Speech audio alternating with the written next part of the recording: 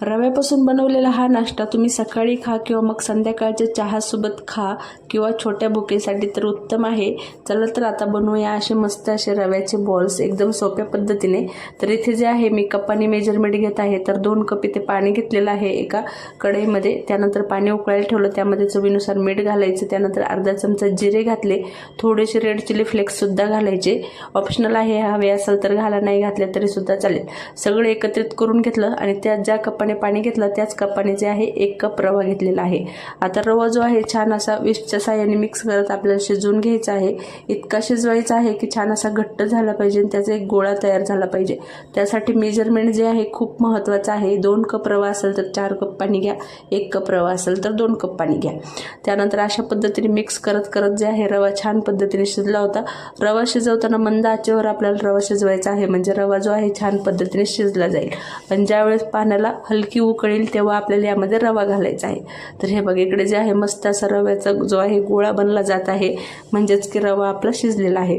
तर आता गॅसवरून कढई खाली काढून घेऊया। त्यानंतर त्यावर 1 चमचाभर तेल घालायचं आणि हाताला सुद्धा थोडंसं तेल लावून जे आहे छोटे छोटे बॉल्स या ठिकाणी बनवून घ्यायचे आहेत। तर हाताला सोसेल असं झालं की मग बॉल्स बनवायचे। खूप थंड झाल्यावर बॉल्स बनवायला गेले तर बॉल्स जे आहे व्यवस्थित बनले जाणार नाही, त्यामुळे हलकं कोमट आहे तोपर्यंत सगळे बॉल्स जे आहे या पद्धतीने बनवून घ्यायचे। आता इथे जे आहे साईज जी आहे मीडियम साईज घेत आहे, तुम्ही हवं तर छोटी मोठी तुमच्या पद्धतीनुसार करू शकता।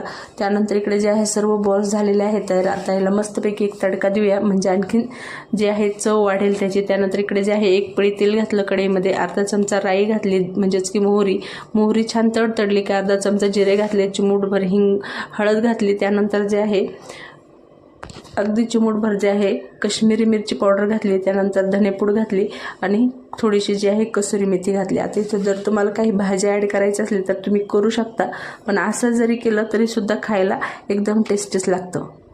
त्यानंतर सगळ्या मसाल्यामध्ये जे बॉल्स आहेत आपले चांगले सॉर्टेट करून घ्यायचे अशा पद्धतीने। आणि हे बघा अशा पद्धतीने मस्त असे आपले बॉल जे आहेत दिसायला तर इतके सुंदर झालेले आहे, पण खायला सुद्धा तेवढीच चव जी आहे छान झालेली आहे।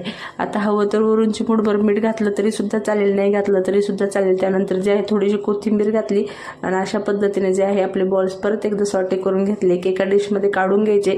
अगदी 1 ते 2 मिनिटं लागतात फक्त त्याला तडका देण्यासाठी। तर इकडे जे आहे सर्व बॉल्स काढून घेतले। आता हवं तर तुम्ही याला टूथपिक लावून तसे खाल्ले तरी सुद्धा चालतील, किंवा मग तुम्हाला हवं तर असे सुद्धा सर्व केले तरी चालतील। तर अशा पद्धतीने जे आहे आपले मस्त असे रवा बॉल्स जे आहेत तयार झालेले आहे। सोप्या पद्धतीचा स्नॅक आहे।